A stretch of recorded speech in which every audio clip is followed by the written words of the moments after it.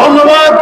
এ পর্যায়ে বক্তব্য রাখবেন গ্রিন পার্টির চেয়ারম্যান রাজু আহমেদ খান।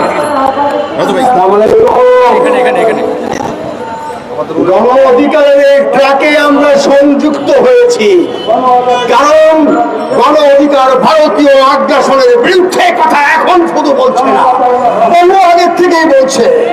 এখন বলতে হচ্ছে লে হালুয়া। ভারতে এখন হাসপাতালগুলো লোকসানে পড়েছে, আজকে রুগী খোঁজা হচ্ছে, আজকে ওখানে আবাসিক হোটেলগুলো হাহাকার করছে।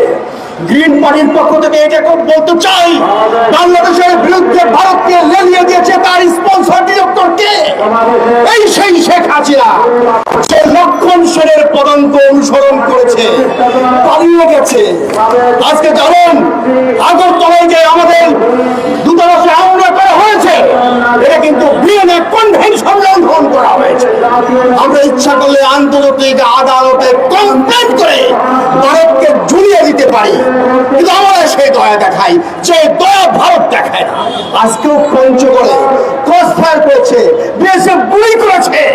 এত সাহস তোমরা কোথায় পাও?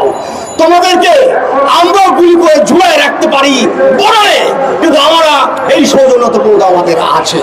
আজকে দেখেন ভারতের 60% লোক মাঠে হাগে, তাদের পয় নিষ্কাশন ব্যবস্থা নাই।